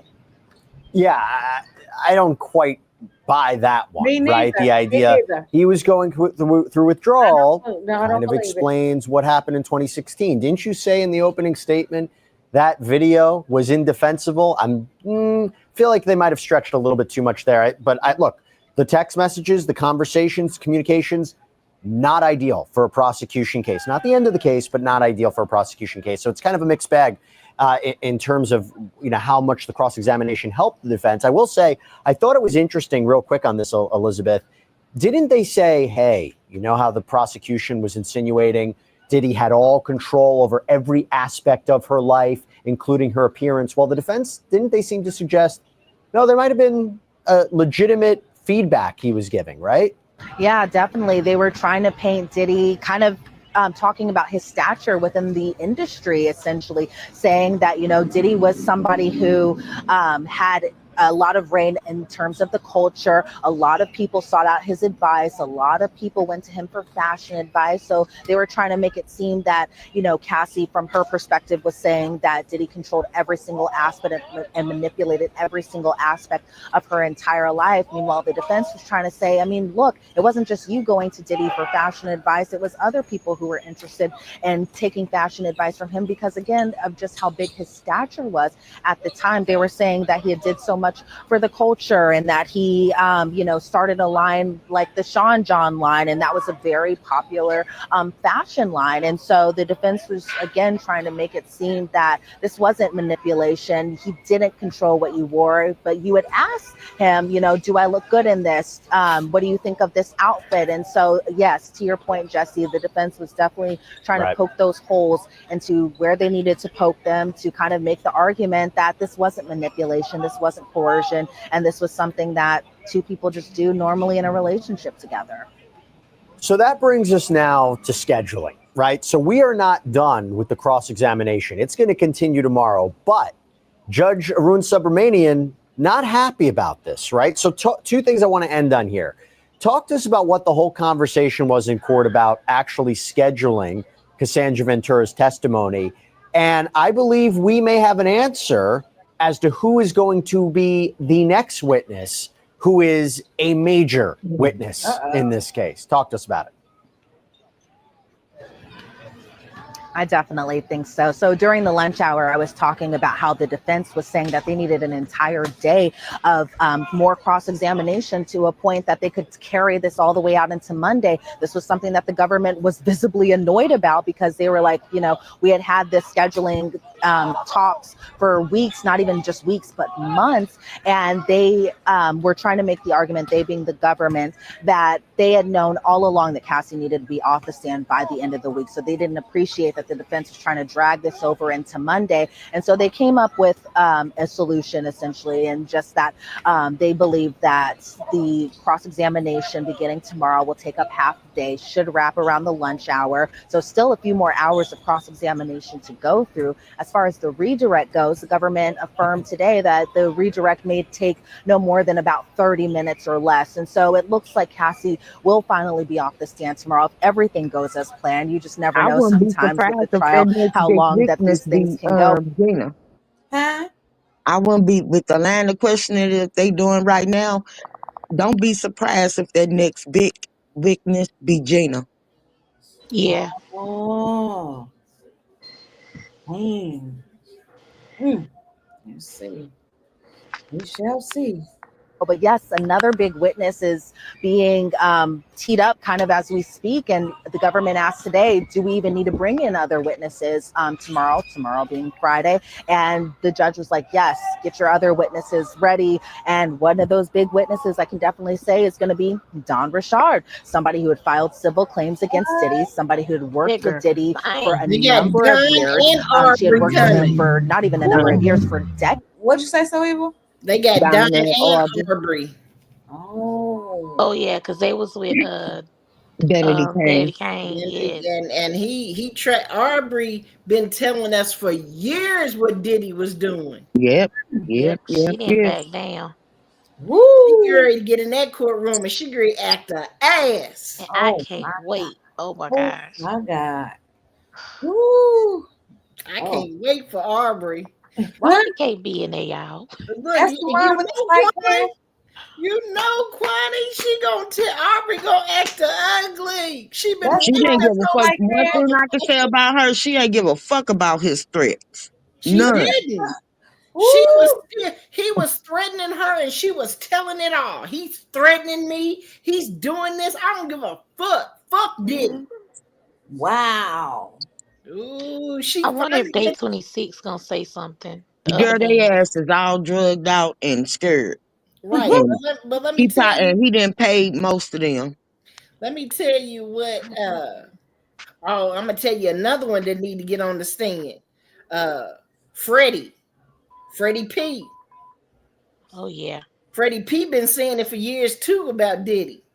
And then and everybody kept pushing him back into a corner. And telling him he was crazy, had him out in the streets. He became homeless. What? Yeah.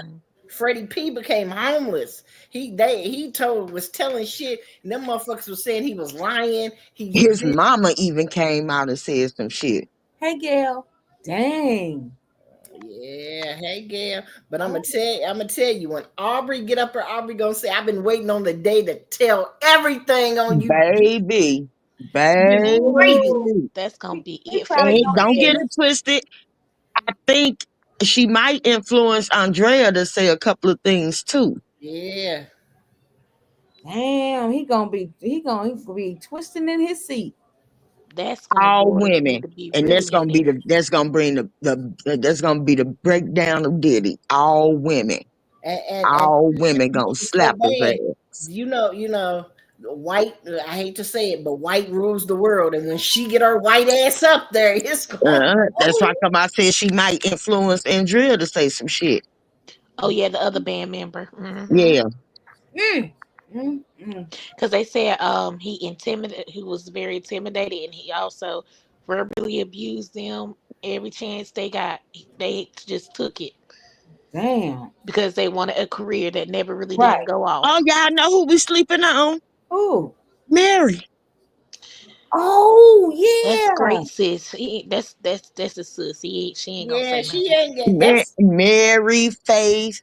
But shit, if they get called to testify, they gotta come. If they get subpoenaed, they gotta testify.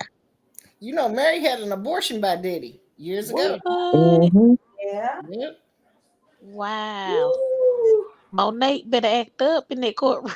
Girl, if I could be a fly on the wall just to see his face. Nigga, let's take a flight. Let's take a flight and go sit in the room. Okay. I know, right? Y'all, let's go take a Spirit flight or a let's Delta.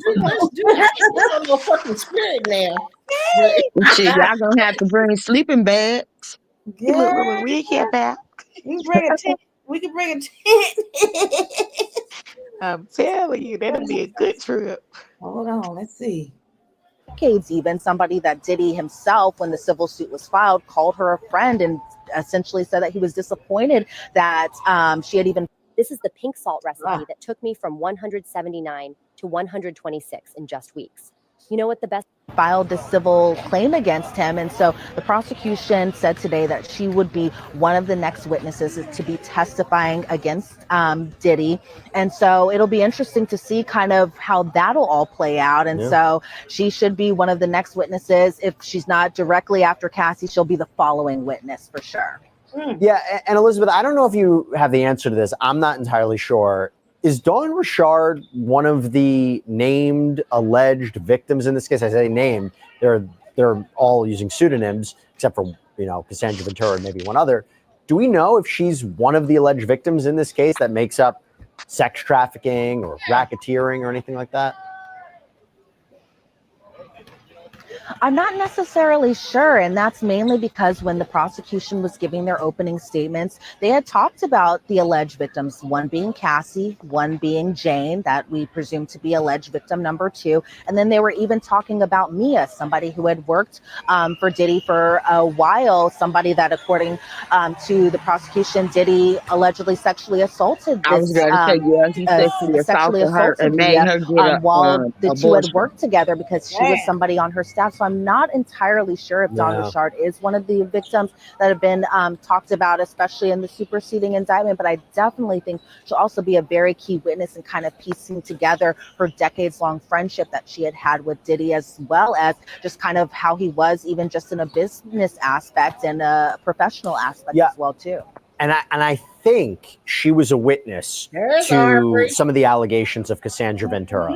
And if I'm right about that, that goes to further corroboration. So it's not just the security guard who testified. It's not just the male performer who testified. Now you'd have Dawn Richard, who I think I'm right? I think she had testified. I think she had alleged before that she witnessed alleged abuse of Cassie at the hands of Sean Combs.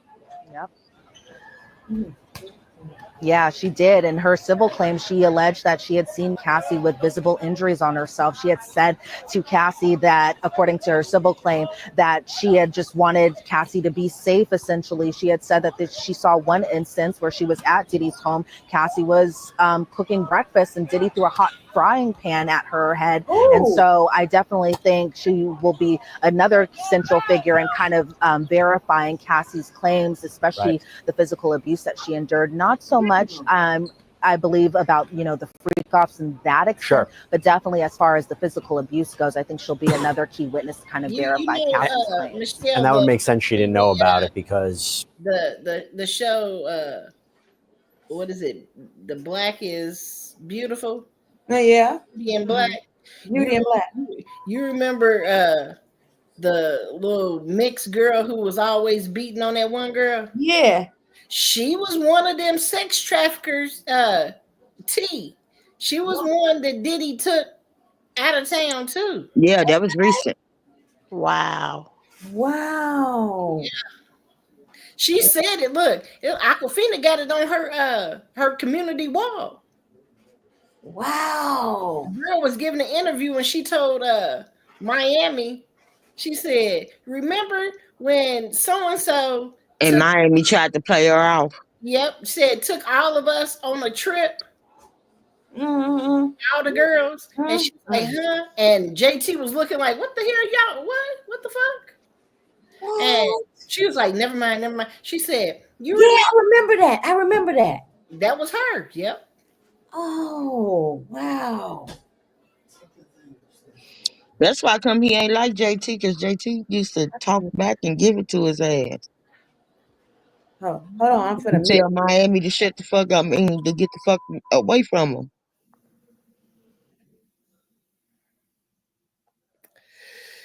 what we heard today was Cassandra Ventura was not very open about these freak offs until she ultimately filed her lawsuit.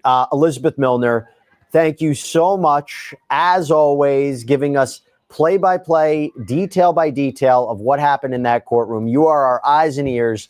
Thank you so much, Elizabeth. Really appreciate it.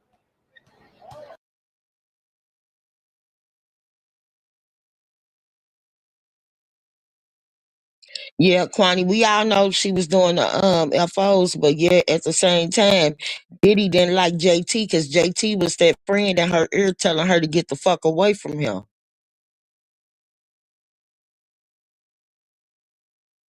Wow. Because I remember on one of they lives, JT was like, girl, you couldn't, what she say, never fall in love with your trick or something like that. Something in that reference she was telling Miami. And Diddy never liked her. Mm-hmm.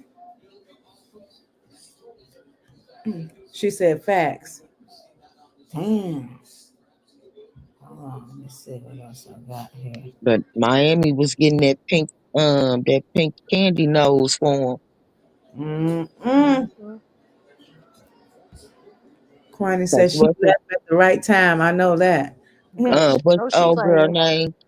What's old boy name? Bobby Lights. Bobby Lights know where to get that pink candy from. Well, Joe, Cantina said, what happened to Jaguar Wright? Yeah, she still do her YouTube stuff. Didn't catch her. So they also talking about Justin Bieber too. I hate that for him, but I wonder if they're gonna have Usher in it because Usher got something to do If with they that. have Usher, you know that they want Justin Bieber too. Yeah. Ooh, wee. Because Got Usher scored. discovered Justin Bieber and introduced him to P. Diddy. Mm-hmm. Mm-hmm. And he ain't been right ever since. Right. Hold on a minute. 1 second with this one. It's crazy how powerful and evil he was. Yeah. Yes. Right. But again, on the other side, it's crazy how people will let money just manipulate them into doing anything. That's true, Margaret. Right. Jaguar rights needs to I don't know what you mean by that, Cantina. Let me open up. Let's see here. Okay.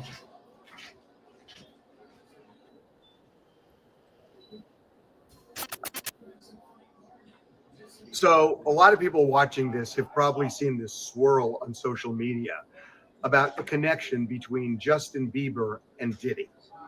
This has been going on actually for years, where people have wondered what kind of a relationship did they have, and really what people are asking is, did Diddy molest Justin Bieber? We have been looking at this for a long, long time, and we have some answers finally. Ooh. So here's what we know. First, to set this up, years ago, Justin and Diddy, I think Justin was 15, they appeared on Jimmy Kimmel Live. And Jimmy Kimmel was talking about getting, having gotten Justin a Lambo. And it just seemed like they had some kind of a close friendship. And then there was a time later when Diddy and Justin are outside a house, and Diddy is saying that Justin and I are going to go buck wild for 48 hours. And there was one point where he said that I've told Justin that he can't talk about anything that happens inside my house. So I understand fully, especially when you're looking at this trial, why people are now saying, did he do something to Justin Bieber? And one of the reasons people are saying that is Justin Bieber is clearly struggling. I mean, he's been very open about mental health struggles. And a lot of people think this is the resident. I don't think he touched kids. I think he Perhaps manipulated situations to where kids were involved with other women. Adults. Yeah.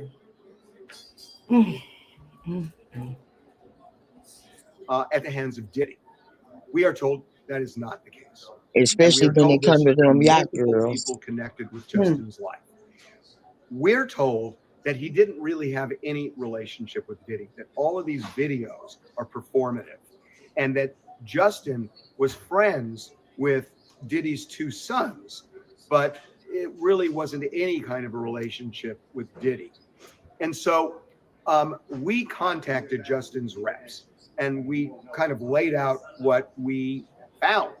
And we said, look, this is what, multiple people have been telling us who were in his life, and are no longer, and also people who are in his life now. So we've talked to both. And I think that's really important because he's jettisoned so many people in his life. Right. And they thought about it for a while and then contacted us back, and they actually gave us Good night, an Janet. on-the-record statement that Justin is not a victim of Diddy's. They said that there are other victims, and they don't Yes, I'm want gonna to go detract ahead from and them. go to bed to But you guys. they I gotta said get that up early in the Justin morning. is not a victim. All right. of Diddy. Good night, y'all. So they were Love clear. y'all. They are now Love on y'all. the record, and it is consistent Good night, with everything that we've been Good told night. from people, again, who were with Justin at the time and who are with Justin now. So I know what the say internet this. swirl Let me is, say and I this, also Michelle. understand Hold on, why let me it do it. exists, because Let me say this. Usher does not want to be involved in this. So they're not gonna pull Justin in, because if they pull Justin in, they know Usher is he has to be pulled in. Mhm. So they're making every excuse for Justin to say he was not involved to save his face. Mm-hmm. But I don't what the mainstream people are trying to, say he did, as far as like touching him and this, that, and the third. That's not what Justin was involved with. Just if anything, Justin and Usher was involved in witnessing and probably participating in some freak offs with other people. But that don't mean that Diddy molested them physically himself. Mm-hmm. I think he did. I think he touched both of them. He brought I him in don't know about that. I alleged. know that it's been admitted by them too that he bought them ladies. Mm-hmm. Now did he watch them have it's with them ladies? Yes, I think he did. And then he probably supplied them with some drugs for performance activities. He probably did. Feel like he did. Yeah. Cause Usher said that man asked Usher, "Would you let your sons go through?" He said, hell no. He said, hell no. So it must have been something Yeah. that he seen, he witnessed or experienced that he don't want his kids to wouldn't want his kids to go through. Mhm. So, you know. But I don't think he touched them though. Not like that. I would hope not. And the way Usher mama is, Yeah. I would hope not. Because she probably would have been the first to say something about him touching little boys. But you know, back then, especially in our culture, men did that. A lot of men do that, and they still do it to this day. They just don't got Diddy money. Mm-hmm.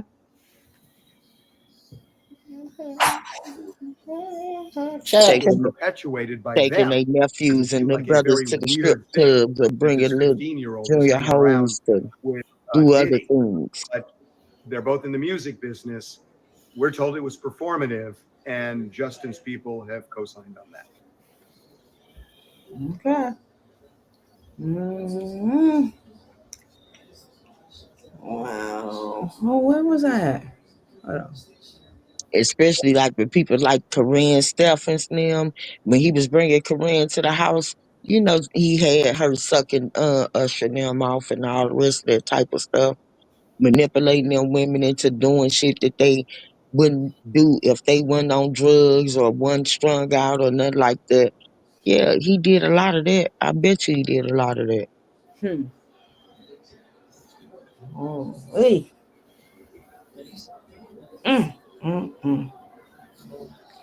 Well, I guess until tomorrow we'll find out some more.